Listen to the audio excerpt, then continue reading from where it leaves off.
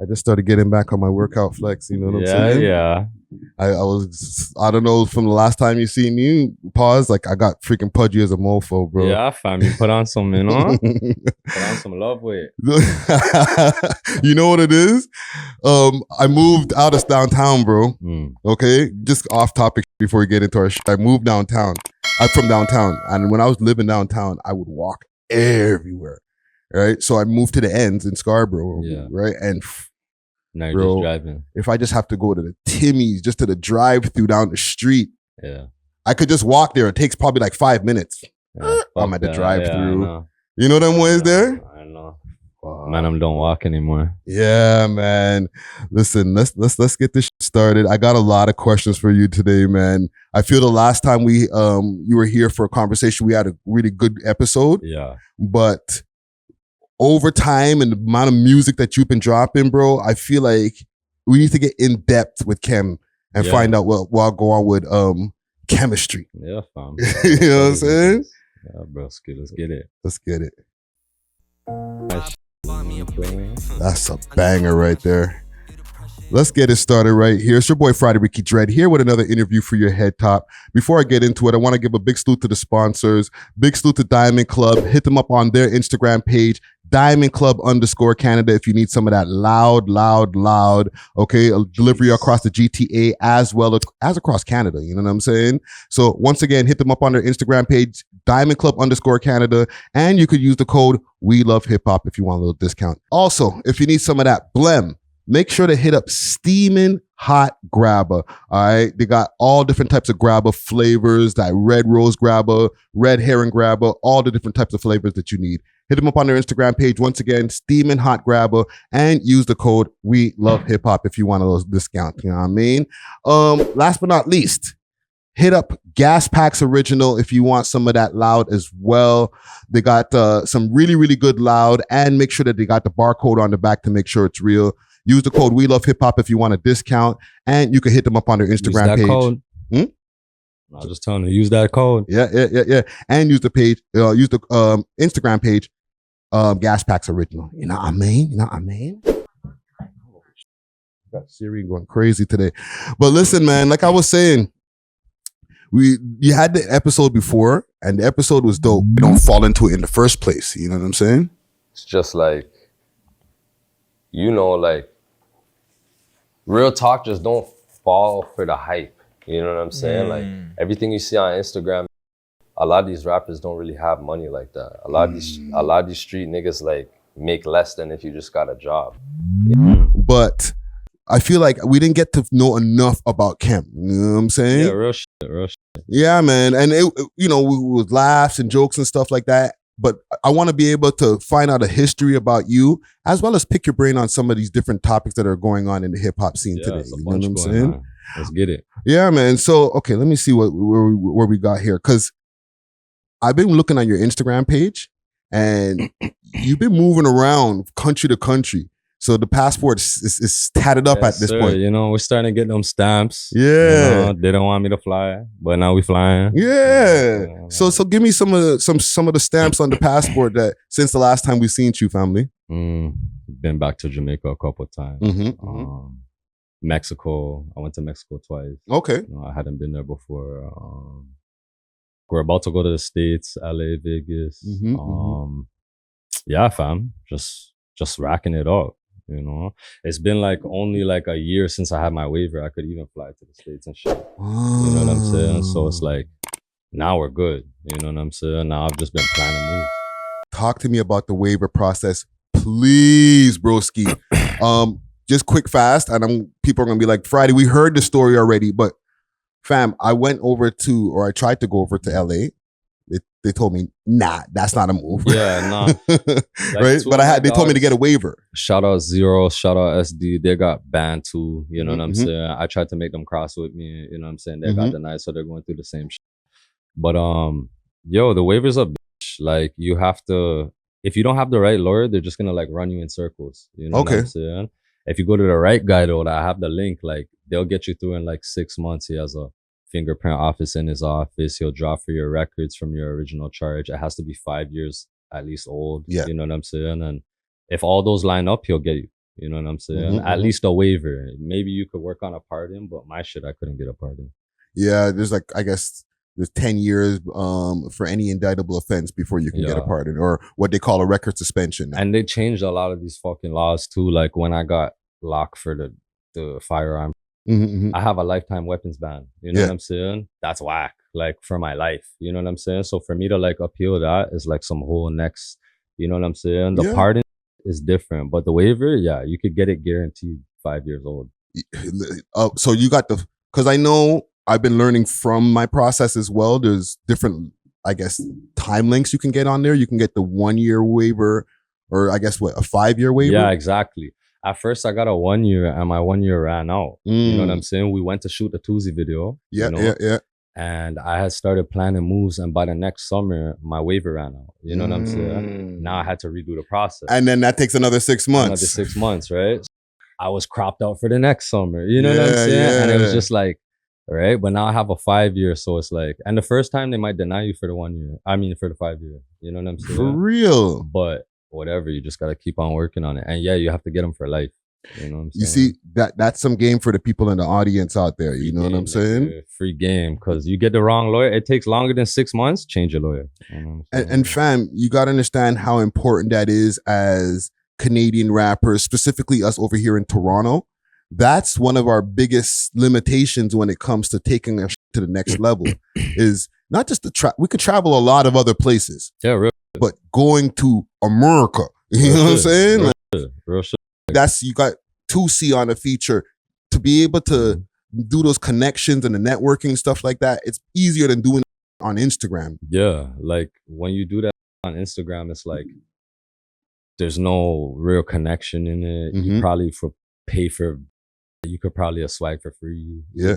And like when you pull up in these rappers' faces, like where it's at, like I did more for my career in like 2 days in LA than I did in like a year in Toronto. You know what I'm saying? SoundCloud headquarters, the Apple Beats One headquarters, meeting Spotify vice president. Like that shit is attainable. It's doable. You know, if you know the right people. Like I did that within 2 days. Like down here, there isn't motion like that. You know what I'm saying? Just the Canadian market's just for hip hop is, you know what I'm saying? Like it's always been a struggle, uphill battle. It's facts. But I want to go back a little bit. All right. You grew up in a Latin and Caribbean household. Yeah. So break that down to me, like the dynamic, like one parent from like what part of like South America or where? So my mom's from Belize. Okay. You know what I'm saying? Her father grew up in Africa. You know what I'm saying? He's from Kenya. My pops and them is, I don't know his exact background because my pops, as people would know if they listen to my music. There's a story, a longer story behind you know that. What I'm saying?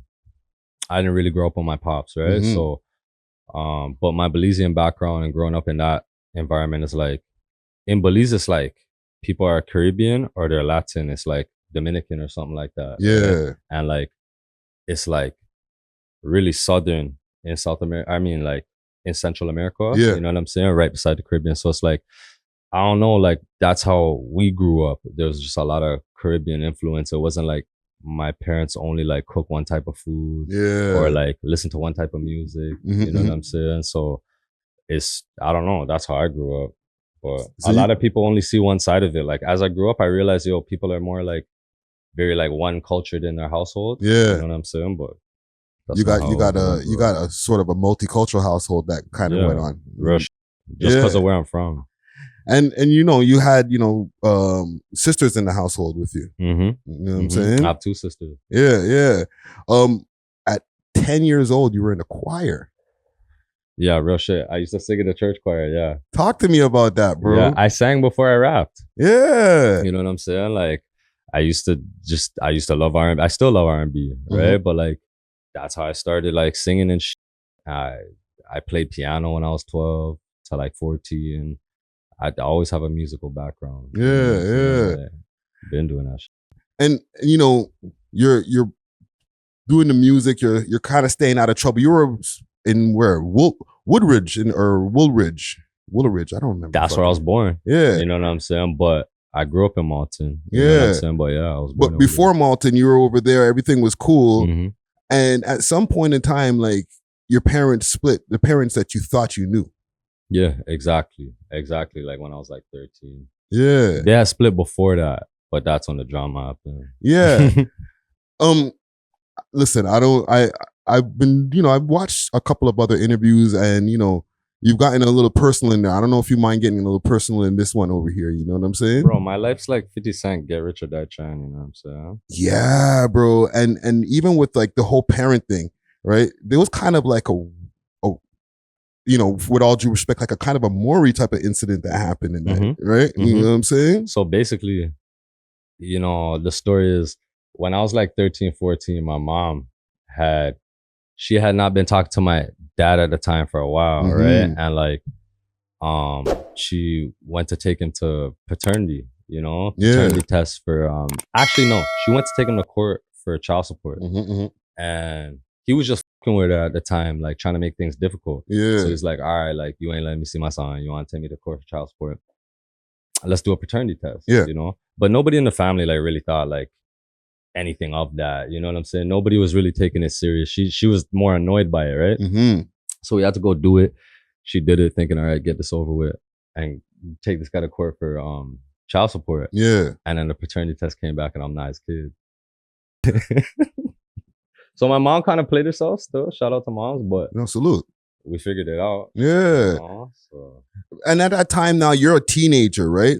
Like, how did that affect you, bro? Did you get pissed off, bro? Or were you like that's probably a big part of why I was like rebellious as a teenager. But like I said, it's not like, oh, it was a perfect household and then the household had been fucked up. Yeah. It's just, that was like the nail in the coffin to say, all right, this shit is, you know what I'm saying?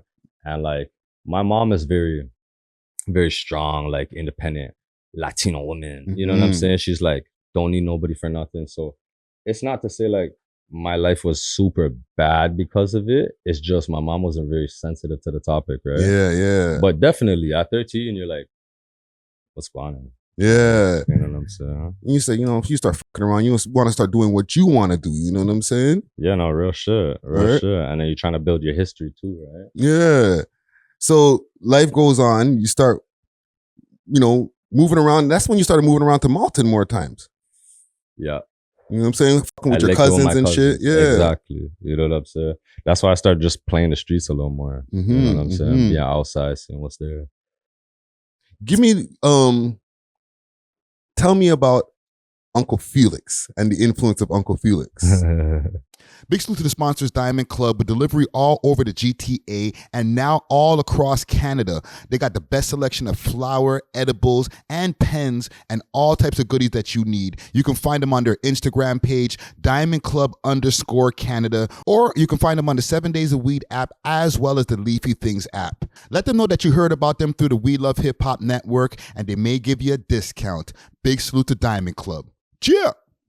That's my dog, Felix he's probably the reason I rap. You know what I'm saying? Cause like he was like very like, Wu-Tang in the house, like super like rap purist. Yeah. Doesn't like no like soft shit. You know what I'm saying? So it's like all the hardcore rap and like shit that I'm a fan of on the other spectrum is because of him. Yeah. You know what I'm saying? And he can freestyle super sick. Like my uncle, like probably one day, a Hit Boy has his pops like rapping and shit. Yeah. If I had it my way, I would have like when my label's at a certain point, I'd make my uncle rap for sure. You know what I'm saying? Cause he's actually nasty. It's just, that's the person who pretty much got me to start rapping. Yeah. And out there, you're out there, you're doing your thing, you and your cuz. And at 18, you got a pretty big case that you were looking at the tunnel, like a 13-year sentence that you could have been looking at. Yeah. So talk to us about that. The number 13 is unlucky. But like, at that time, since we're talking about laws that changed and shit, there's mandatory minimums, right? Yes. So like, if you get caught with a fucking pistol in Canada, you get mandatory 5 years off the rip. Yeah. You know what I'm saying? It was 3.5 at one point, but also with bullets and stuff like that. Exactly. Yeah. And usually they're not recovering no stick with nothing in it. So Yeah. yeah, then you could be looking at manslaughters for the ammo and Mhm. shit like that. So yeah, 3.5. My shit total was like armed robbery, possession of firearm, live ammunition, shit like that. It was like 10 to 13. Yeah, years, because you were out there wilding, bro. It was bad. It was bad at one point, you know. Yeah. That's why you can't get caught. Mhm. But real shit.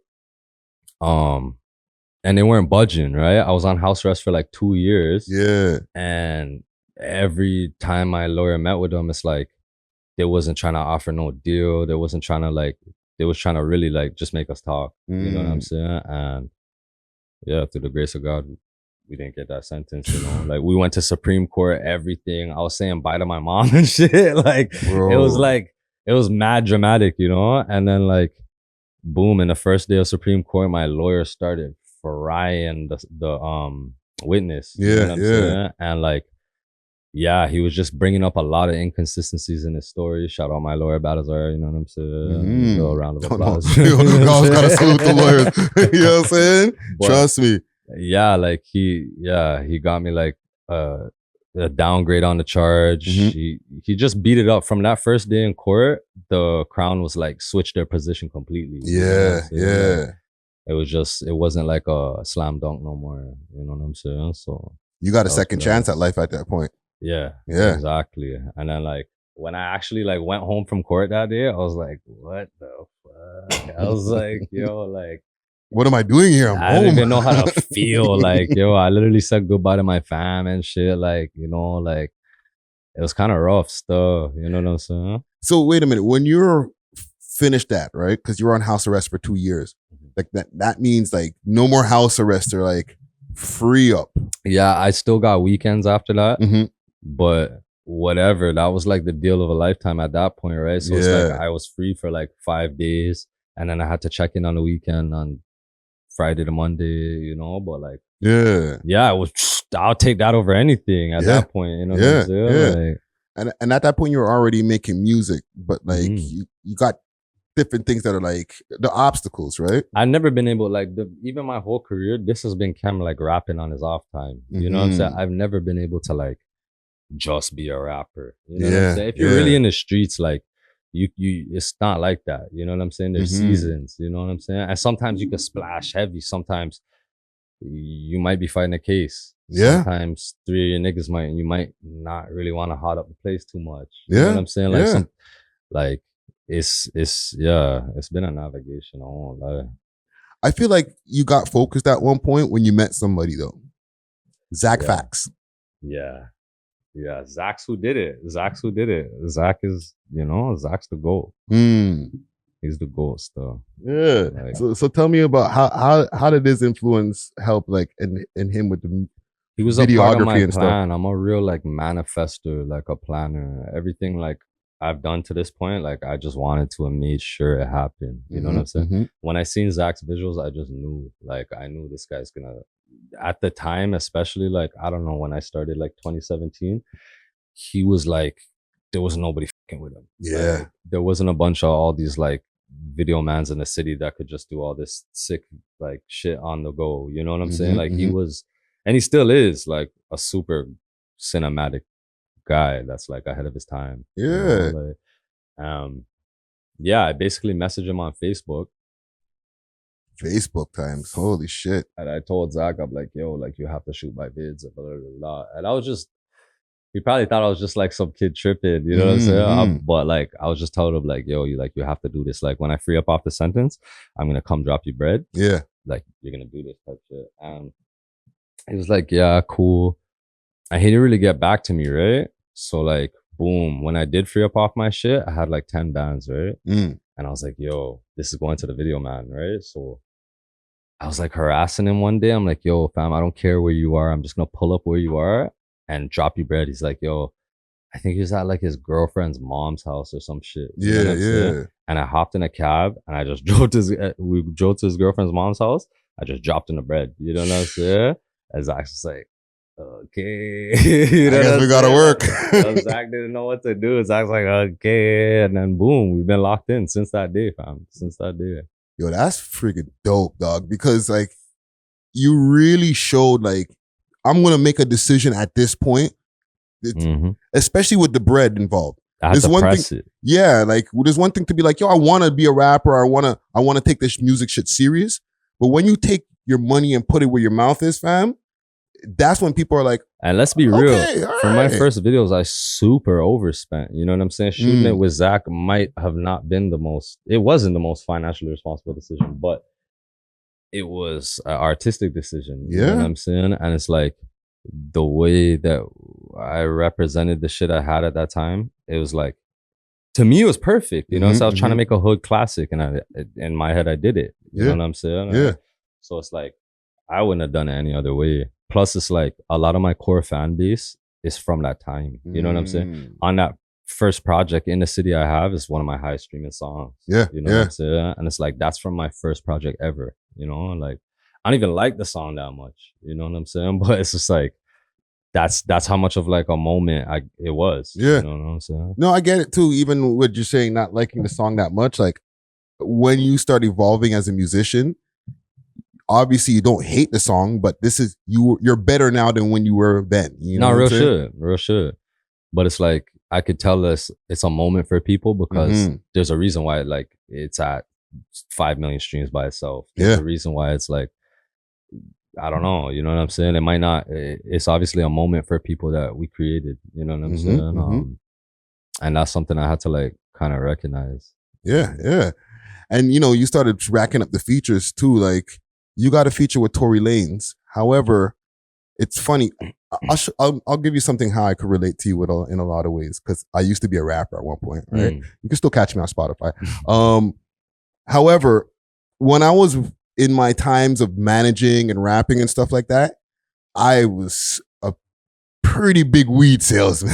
Yeah, real shit. And I met a lot of people. Like, real shit. I sold a half a pound to Young Buck at one point when he came in town. You know what I'm Hell saying? This is before the whole tranny shit. I was about to say.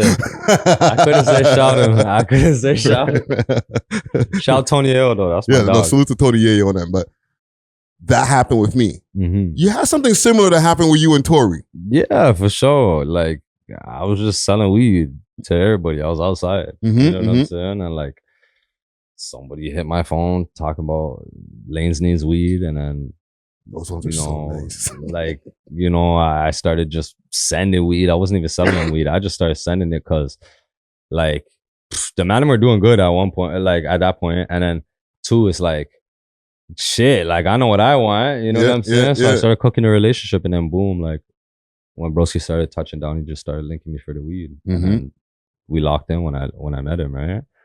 And one time I just showed up, same thing, with a little bag, like, yo, like I need a favor. You know what I'm saying? He banged it out. So and that's also another on Spotify that has over 1 million streams on that one too. Yeah, like Brand New's, that's probably my second biggest song. Like it worked out. Yeah, you know like, that shit's on it. You know, one thing I want to say about Tory Lanez before we move on is as well. I said this on another episode of the podcast. He's one of the most featuring or collaborative Toronto artists out of all of the, let's say, the Toronto big three. Like, yeah, you know he was on a run at one point. He was like banging them all. Yes. You know what I'm saying? Like, between him, Drake, and The Weeknd, he collaborates with the most Toronto artists out of all of them, hands down. There's not even a competition, dog. Yeah, real shit. You know what I mean? He gave Press a super banger. Yeah. You know what I'm saying? Like, salute to Tory Lanez. Free Tory Lanez, man. Free Tory Lanez. Yeah, man. You know what I'm saying? And you know, we spoke about Toosii earlier about not being able to do everything exactly in the timing you wanted, right? But how did you even like link with Toosii in the first place? It was my management at the time. We was like shout out James Roseman. He's on rep at Universal. He patched it in. You know, I didn't have no relationship with Toosii. We didn't know their team, but shit, we got to know them. They were open to the future. We banged it out. And that was a large part of me, like, even finding that waiver link. Yeah, you know like, because at that point, I was like, yo, I need this. You know? And you know, even like with you moving around, and like I said earlier, like you really took your music serious at one point, and you've been doing that ever since. Like your music videos are like fucking movies. You know what I'm saying? Take that pivot. But like, have you been able to deal with like some of the label systems and like how some of that shit looks behind the scenes? Big salute to Steamin' Hot Grabba with a variety of different Grabba flavors and dispensers. They got red rose Grabba, that red herring Grabba, and peanut butter. Hit them up on their Instagram page, Steamin' Hot Grabba, and use the code WeLoveHipHop and receive a discount on your order. Again, you can find them on Instagram, Steamin' Hot Grabba. Now let's get back to the show. Cheer. Not like super as a label artist, but like a lot of it, or like just how some of the conversations be behind the scenes. Like I be in label studios, I be in like meetings with reps and A&Rs. All of the major camps and labels in the city know of me. I know of them. They salute me. You know what I'm saying? Like I do very well at like representing myself in the music business. Yeah, and it's like I've seen a lot of it, but as far as deals from labels, I've turned them all down. You know what I'm saying? And you're not the only one. It's become a trend, I feel like, in the last, and correct me if I'm wrong, 3 to 4 years.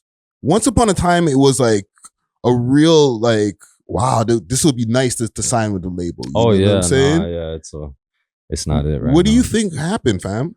It's I don't know. I think like with rap, it's more like, you know, the labels are exploitive. You know what I'm saying? They're not really like growth and building. You know, they're more like just latch on to something doing good and drain it for as long as you can. Type shit, you know? And like, I think rappers are just, people in general are just smarter nowadays. Yeah. You know? Plus, you know what's the saddest shit ever?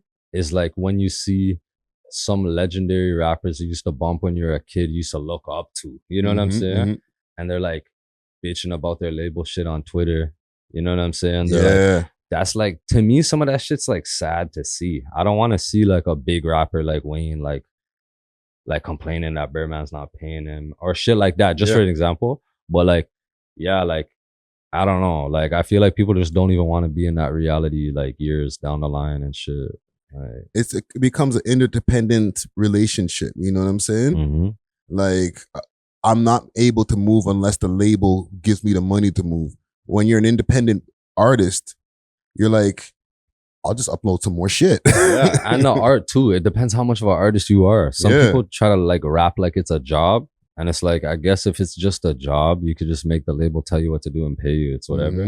But like, if you actually do it like it's art, like you care about your art, like, yo, people are mad, like, you know, like personal about their art. You know what I'm saying? And they'll, bro, you're gonna get offended if people are like trying to tell you like, now like this, do this. You know what I'm saying?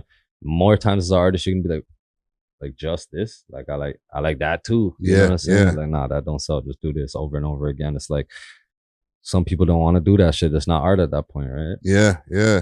Do you know what your core fan base looks like? Like I'll give you an example. For like, I know for the We Love Hip Hop podcast or network, like my core fan base is Demand Them, right? Like, I bump into niggas in jail slippers and still in the pumpkin suit, coming out of like the college courthouse, and they're like, "Yo, fam, we love hip hop." So like, I know my core fan base, niggas with gold grills. That's like my fan base. You know what I'm saying? Your core fan base, and also let me add on to the core fan base as well. You know, with knowing your core fan base, do you check your analytics as well? So talk to me. Break down the core fan base that you've seen and what you see in your analytics when you go in the back end of different accounts and shit. So like in real life, it pretty much reflects what I see in the analytics. Like, but as far as like math, it's like 70% male, 30% female, and we try to shoot for like at least 50-50. You know what I'm saying? But like even growing it to 30, like, is proper, because like a lot of people's Instagram accounts, basically they don't got no female appeal. You know what I'm saying? And as a rapper too, it's like a thin line you have to walk, right? Because you want to be appealing to everybody, right? But we know who buys music. You know what I'm saying? And then in real life, for sure, it's to get them all day. And like the type of like guys that might like, sometimes like my hardcore fans, they'll come up to me and be like, yo, like you don't even know who you are, fam. You don't even know what you did, fam. Like a lot of people, I feel like in the streets who have got to a certain level, they can appreciate some of the things I put out, or like some of the stories I tell. And some people, maybe if they haven't got to that level, they might think I'm capping. You know what I'm saying? They might not be able to grasp some shit.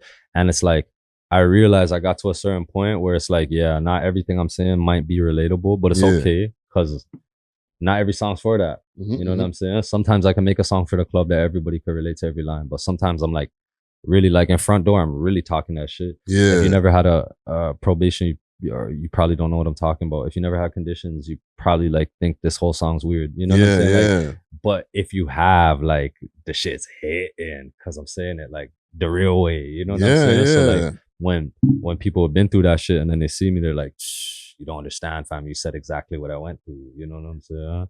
What's one of the biggest, I don't want to say compliments, but you know, one of those kind of things like a fan will tell you, like, yo, bro, you changed my life, man. Like, you know them ones there? Yeah, like I seen some of that shit, you know what I'm saying? But like it's crazy. Sometimes I think a big compliment is like, okay, when I'm seeing my Spotify shit year wrap up, right? And then you see that stat where it says, oh, like your top listen artist is Khem.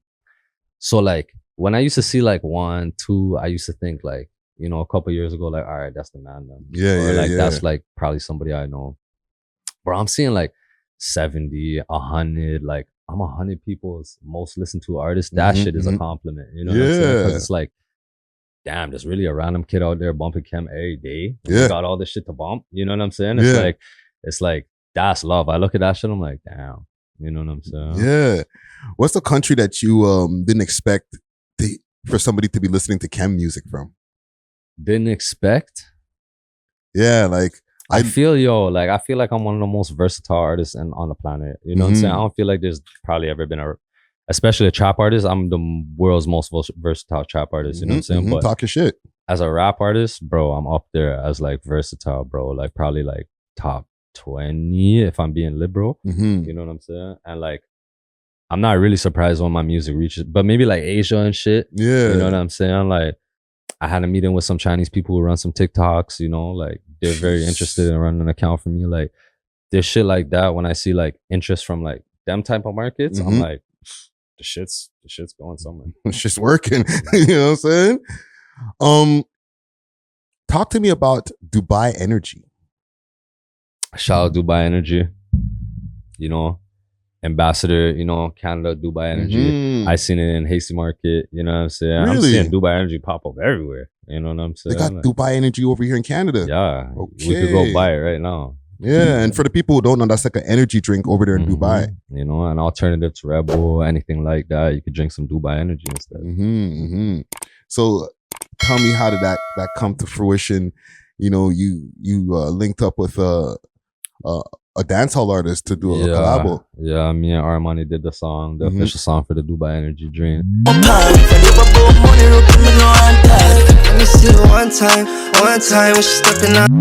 It's called Dubai. The video's half shot in Yard, half shot in Dubai. Okay. You know, yeah, it's just like they were like fusing culture. They were trying to make something dope for the, you know what I'm saying? That the vibe of the drink is literally called Dubai Energy, right? So it's a play on like the fact that it's an energy drink, but also a vibe of Dubai. Yeah. Right? So that's what they wanted to show. I feel like they hit it on the head. Yeah. You know? Like, and then they mix the culture, you know, like I feel like probably because of my beard, you know what I'm saying? Probably because that's why they want a man like that to do the feature. But yeah, you know what I'm saying? Man, I'm thankful, you know, more sponsors. That's why I don't got no face tats, you know what I'm saying? Yeah. Like real shit like that. No, fam. And also, just to even expand on the no face tat and stuff, right?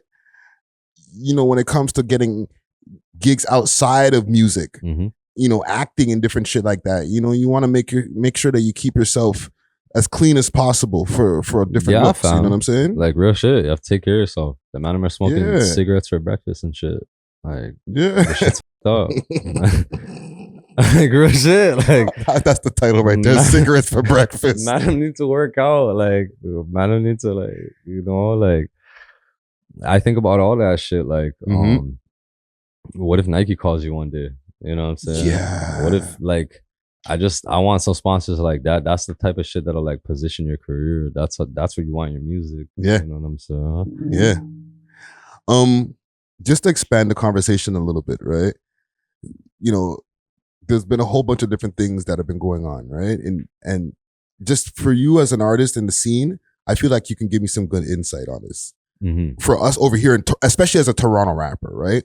With the whole Drake Kendrick thing, right? Do you think that we backed Drake in this whole Kendrick and Drake beef? Big salute to this episode's sponsor, Gas Packs. Gas Packs has handpicked their cannabis to make sure it is the top quality for our smokers. We have a lot of growers to make sure that we get all of the best cannabis Canada has to offer. Make sure to hit them up on their Instagram page, Gas Packs Original, and when purchasing, make sure that you have the barcode on the back to scan to make sure that it's real. Once again, hit them up on their Instagram page, Gas Packs Original, and you can use the code WeLoveHipHop to get a discount on anything on the menu. They have delivery all over the GTA and some of the finest loud. Once again, hit them up on their Instagram page, Gas Packs Original. Now let's get back to the show. Yeah. Like Toronto backed Drake. Because like people are jumping around in LA to not like us, like it's out of control, bro. You know what I'm saying? If we're being real, you know, someone just got crushed in real life. You know what I'm saying? So maybe not, I don't know, the internet's a certain thing, but in real life, I'm seeing Toronto, right? So you know what I'm saying? Like, yeah. Well, technically Vancouver with okay, sorry, Vancouver, with but Ross there. you know, people with Toronto, you know what I'm saying, the term. I'm sure the same thing would have happened here. Probably even worse. You know, like, so one of the things that was like a conversation that came out of that whole thing was the Toronto sound, right? Like, yeah, Toronto has a sound. Okay, please give me your defense on why Toronto has a sound. Because Ebro was trying to say it, then he took it back. Toronto like made this like R&B rap, auto-tune rap sound. Like that's Toronto made it. Like Drake basically pioneered it, and The Weeknd basically is like the different version of him taken to the extreme. You know what I'm saying? Like if Drizzy's the rap version, Weeknd's the singing version. You know what I'm saying? But that same like ethereal, floaty, auto-tune, hip-hop infused R&B shit is like, that's Toronto sound, you know? And like some people built on it and it got more aggressive. Some people don't even make like some rappers from Toronto don't even make like Toronto sound music. Like they make drill or they make this or they make that, and we know where that came from. But Toronto actually does have its own sound. That's why like Bieber and Drizzy and The Weeknd are like so big. It's because the Toronto sounds great. Like, what the fuck? Like, what a man's gonna say? Like, all three of those artists like don't have their own sound, and like they all like only use like that's bullshit. No, that's facts. That's facts. Even with Toronto, right? We've talked about going to the States, but do you think it's possible to be able to have a career as a Canadian, not just rap artist, but just music artist, without having to go to America? Possible. No, not on the level that I consider. No. You know what I'm saying? Locally, yeah, and you could probably see some good success, but like it's I don't think the market's even big enough to live off on. Just hip hop alone? I don't think so. Yeah. You know what I'm saying? Only here? No. You'd have to go at least international, Europe and shit. You know what I'm saying? But like no States, I don't think so. Like, cause still, even if they say like rap demographic is like shrinking or whatever, it's the biggest there. You know what I'm saying? Like there's some states like down here to like even find a full city that like super takes in rap or like knows Lil Boozy or something. It's like, no, that's like that's eclectic individuals. You know what I'm saying? But like you could go to like whole states that know Lil Boozy. You know what I'm saying? You could go to whole places that like every single person will know some classic rap shit. So it's like, you know. No, it makes a lot of sense, man. Even with Toronto, right? Like our drill movement was going crazy, I feel, during the pandemic. You know what I'm saying? And the thing, I'll tell you another thing what I like about you, Khem. You stay out of the pollies. You're not on. You're not posted up on the gram. I don't see you on Reddit post and shit like that. Khem did this. Khem did that. You know what I'm saying? Like, it actually kind of brings another question. It's a double-edged sword. You know what I'm saying? Because some of those people get some real traction, but they have to deal with a lot of fuckery. You know what I'm saying? Yeah. But does it sometimes, as an artist who's not in the pollies, like at least on Instagram and all that bullshit, do you maybe low key sometimes say, you know what, maybe somebody should cover some of my bullshit? Yeah, I used to. You know what I'm saying? I really used to. You know, but like nowadays, it's like I feel like when you get to a certain point, like of, I don't even want to say success. That sounds like DJ Khaled type of. But when you get to just a certain point of like contentness, you don't really like care about that no more. You know what I'm saying? Like, cause like sometimes you have to like stop and be like, all right, how I really feel about shit, right?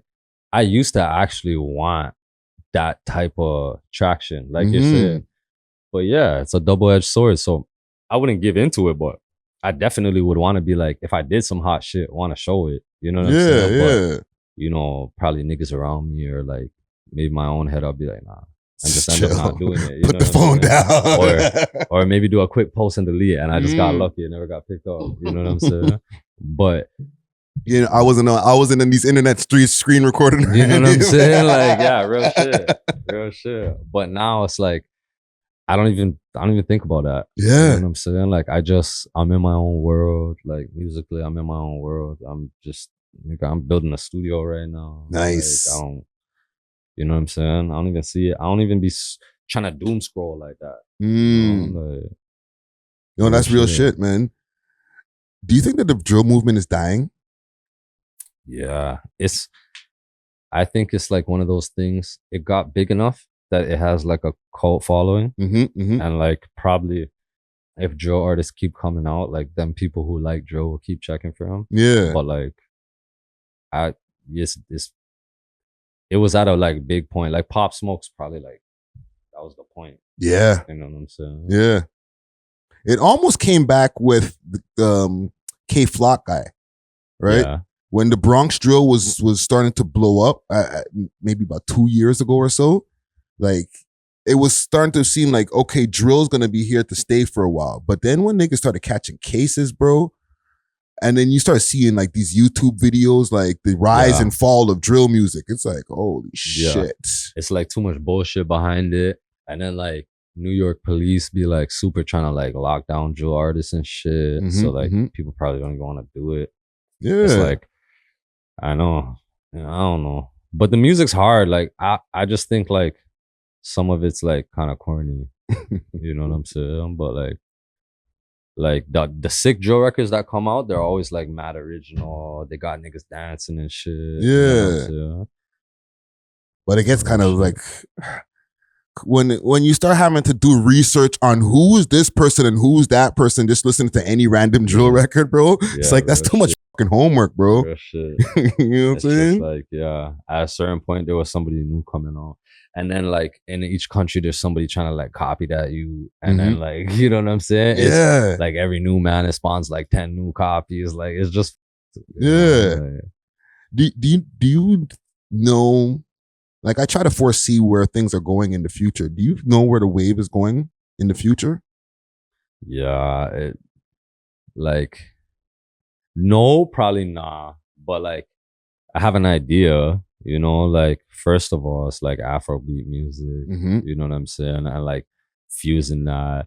I bet some trap artist is gonna fuse it in like a nasty way that like becomes the norm. If I were to say, you know what I'm saying? Because like, you know, not to sound ignorant or nothing, but music about selling drugs and like people who sell drugs, people's always gonna sell drugs. It doesn't matter like the COVID and everything. That's the one constant that'll always stay. So it's always gonna be in the music. You know what I'm saying?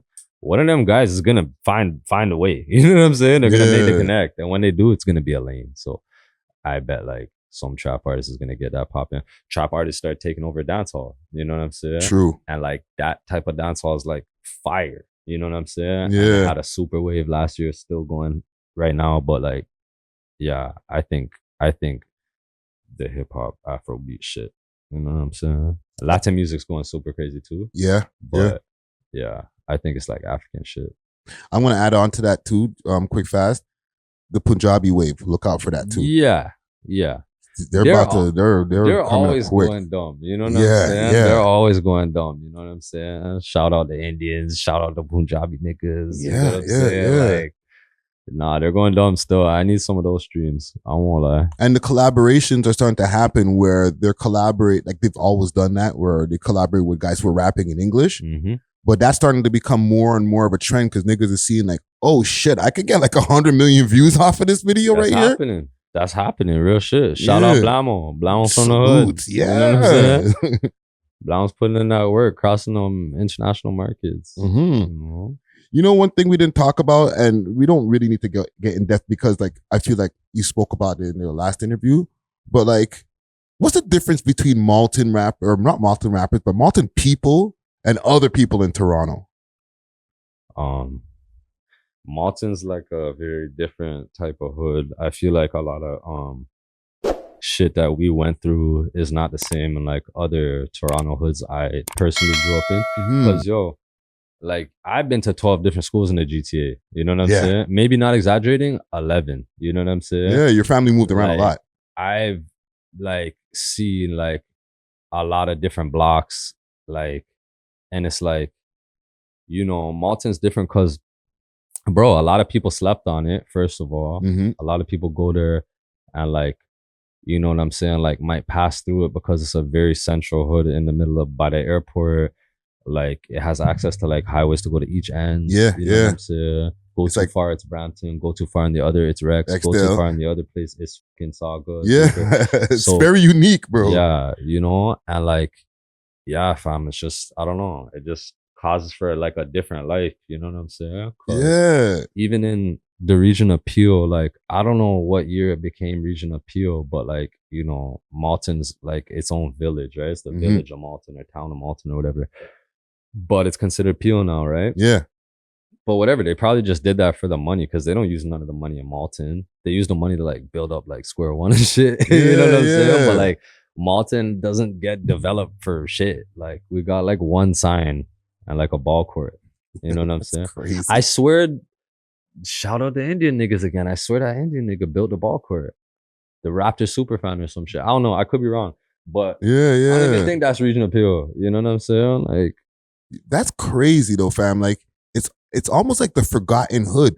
It like you said, like there's Rexdale, there's Mississauga over here, and then there's Brampton, and there's development that's happening in all of these different places. Yeah, the government's not putting no money into Malton. Yeah, and like, yeah, that's a large part of why it's still a hood. You know what I'm saying? Like, and what I noticed too coming up is a lot of like immigrant families go there for their first time coming to Canada and shit, and like, yeah, obviously, like that's gonna be a rough environment. People know that's like where hoods start. You know what I'm saying? Like when people's like poverty and shit. You know what I'm saying? So yeah, I don't know. Like region appeal, you guys need to do better.